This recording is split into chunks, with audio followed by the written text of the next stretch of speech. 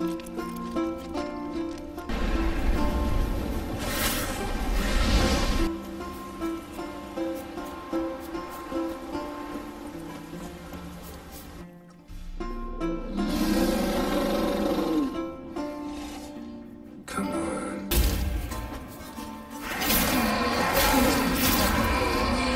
live in an era of gaming where games generate so much hype and anticipation that they usually fall well short of our expectations. When a game comes out that not only meets with those expectations but actually far exceeds them, it's hard to conjure up the words to do the feeling justice. The outline for The Witcher 3 is fairly straightforward. You do quests for various NPCs, collect currency, loot rare items, craft gear, and find treasure. The outline is that simple. However, in The Witcher 3, your individual choices have more impact than in any game I've ever played. You may start off small, simply deciding whether or not you want to turn in a thief for justice or take a small bribe and let him off the hook, but you may then find that your decisions shape lives, and even impact how others react to you. This reviewer still feels guilty about a man near the beginning of the game that he turned in for burning down a forge, expecting a simple punishment such as overseeing the rebuilding of the forge. To my horror, the man was tried and hanged without so much as a guilty. A brutal outcome making me deeply regret the decision to not take the drunk's earlier bribe. Such is the nature of The Witcher, a game determined to pull at your heartstrings and make you care about your decisions and how it affects the populace of the various open-world locations at your disposal. The decisions can be magnified in ways that you'd think too bold to actually happen, but you then watch gleefully as it actually does. I overheard a guard talking about how he had raped a man's daughter who had tried to hide her from them by dressing her as a boy. Well, I was certainly not about to let that go unpunished, and not only was I able to kill this guy, but I was left astonished as I was then given no choice but to hack my way through all of his buddies for a fairly long portion of the game. This is just a small example of how things in the game are affected by your choices. You might think that doing something as simple as rejecting a harmless-sounding quest would have no consequences, only to have an entire village despise you for it. There are plenty of humans to fight in the game, but you'll face far greater dangers. You are a witcher after all, and your primary purpose is to be a monster hunter for hire. With such a bold claim to live up to, you would expect there to be lots of pesky little demons lurking in cities and towns for you to eradicate. You'd be right, but you'd barely be scratching the surface. The game is massive in every sense of the word, broken up into several open-world areas. You will never be without something to do. So what is there to do? A massive open world doesn't mean anything if you can't occupy yourself. Thankfully, CD Projekt Red have given us a plethora of things to do, from quests and scavenger hunts to contracts and challenges. While some games offer you side quests as a way of boosting the XP you've earned, enabling you a better character to fight against the main antagonists of the story, The Witcher once again does away with the common ideals and makes secondary quests relevant, exciting, and fun. You may find you were on your way to your main destination when you encountered a man looking for his wife. A seemingly simple task, but it widens in range as you discover that not all is as it seems, and there is a bit more mystery to his misery. Investigating and hunting is done better in The Witcher than in any game I've ever played.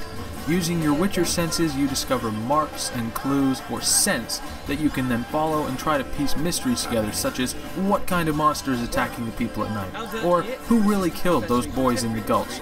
It's addictive to find out what you're up against and prepare for it.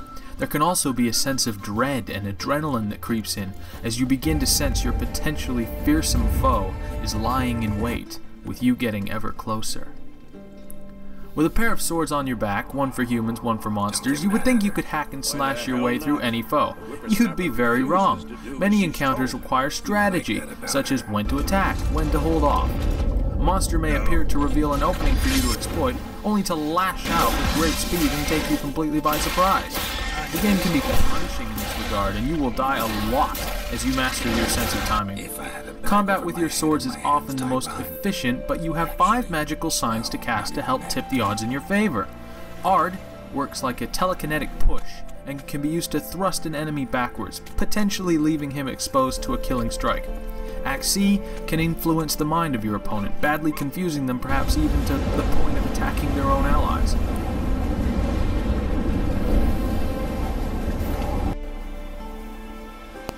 Igni is your fire spell and does exactly what you would think a fire spell would do. Gwen is your magical shield. Timed right, you can take any kind of beating and get in close for a powerful strike when your would-be assailant is repelled. Just be sure to back away after it discharges. And finally, Yrden is a trap used to slow your opponents, making them vulnerable or unable to flee. These signs prove useful in combat, but most have their uses in general gameplay as well. Axii can be used to mind trick people in conversations if you upgrade it properly. Igni can be used to start fires, and Ard can be used to break through cracked or wrecked walls and entrances, or blow out flames. The biggest achievement in the whole game is the sense of caring. You care about the people you meet and what happens to them. When someone trying to get a rare pearl for their sick wife is slaughtered by monsters before your very eyes while you frantically try and save them, you care. When someone is forced to bury their loved one's remains in order to banish a demon, you care. When someone fighting for their rights to avenge a sibling or a lover is struck down, you care. This is a dark, gritty world full of anger, pain, intrigue, and love. You will find tears welling up as you bid your last goodbyes to a character. The Witcher 3 is bursting at the seams with personality. There are hundreds of quests to complete, with dozens of wide, beautiful locations to traverse, and a plethora of exciting loot to discover. This is a beautiful game, and if that weren't enough, it is bolstered by a sensational soundtrack. Lush living environments are complemented by a wonderful day-night cycle, as well as a dynamic lighting and weather system. Watching shadows cascade up mountains or water ripple as you enter is enormously gratifying. Trees will sway in the wind, and roads will become soaked by rain.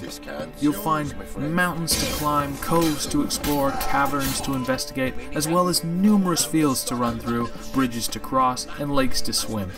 Each location feels unique and painstakingly crafted to add to the richness of the world. You will encounter many different types of monsters, ranging from simple ghouls and drowners to giant fiends and elementals. Each creature, like the humans, has its own unique style, whether that be in the sound it makes, the way it fights, or its actual design. Your bestiary is your guide to these powerful creatures, offering hints and tips on what potions, signs, and oils will be most effective. Sometimes, however, a creature is just too strong and you'll have no choice but to run or die. Alchemy is an integral addition to most modern-day RPGs, but that doesn't stop The Witcher from shining in that regard too. You gather ingredients and herbs out in the wild or purchase them from herbalists. You can use these to make powerful potions or oils to lace your sword before battle with a monster. The same concept applies to crafting. Find elements and fabrics out in the world, cleave them off the creatures you kill, or buy them from blacksmiths to create intimidating weapons and armor. Sometimes things take time, and you'll want to rest up for your next big fight. It's as easy as tapping into the meditation option. With just a few button presses, you can advance time and regain your health. But when you really need to just sit back and relax, there is always Gwent. Gwent is the outstanding collectible minigame that boasts some of the most well-disguised complexity of any minigame to date. At this point in time, there are 4 factions with which to create a deck for playing various characters around the many locations and villages. Gwent is a fantastic card game that suffers only from its ease once you've mastered your tactics and collected the most powerful cards. It would be great to see Gwent supported and expanded in future DLCs. The game worlds are littered with points of interest, some minor and some exceptionally inviting. You'll find bandit camps holding VIPs hostage, or giant draconoids guarding priceless treasure. It can be rewarding in these instances of guarded treasure to outwit your opponent and take the prize while your opponent stomps around confused as to just how you snuck by them and stole their riches. It's in these quests that you find the game shines brighter still. Each quest is beautifully worked into a full side story that in some cases could be the plot of an entirely separate game. Crammed to the brim with character and thousands of individual stories to tell, it's hard to find many faults. No game is perfect, however, and The Witcher does come with several niggling issues. This reviewer struggled for weeks to deal with an endless loading screen bug on an important quest, and there are numerous graphical glitches and poor design choices that make it hard to stay positive at all times. Being able to ignite or extinguish candles is great, but when it blocks you from interacting with a character or objective, it can be infuriating. You may also find from time to time that the camera during a cutscene or character interaction may lose its way. Saving can also be a bit awkward by the need to explore.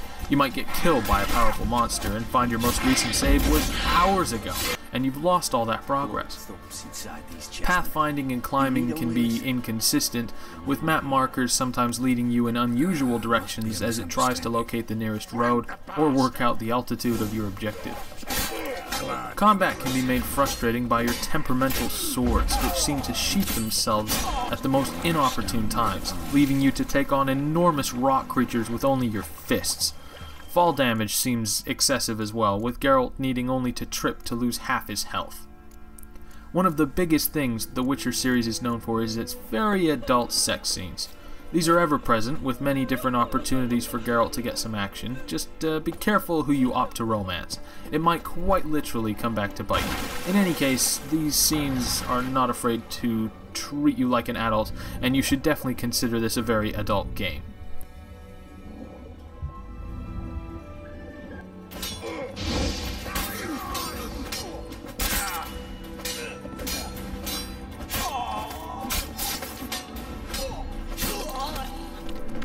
It's difficult not to rant about the stuff there is to see in this game.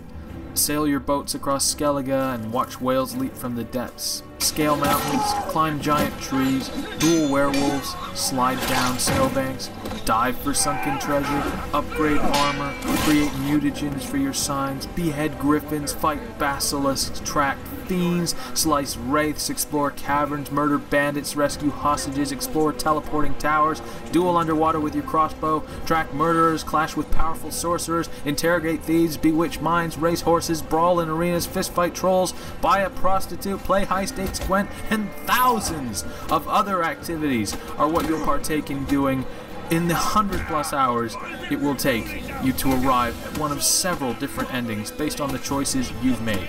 It would take days to write about everything, but after 110 hours with the game, I can honestly declare it to be an unparalleled RPG experience. I have not even begun to scratch the surface of how much content you get in this game. It's not enough to say this is a must-buy, you simply have to play it. If you like RPGs, fantasy games, slashers, puzzle games, adventure games, or hell, even the smash television hit Game of Thrones, then you simply must buy The Witcher 3. We're not merely talking about one of the best games in years, we're talking about one of the best games ever made. CD Projekt Red have quite simply created a genre-defining masterpiece that games will be measured against for years to come, and rightly so. The Witcher 3 Wild Hunt is nothing short of a gaming masterclass. My dream come the morning, your scent, berries tart, lilac sweet, to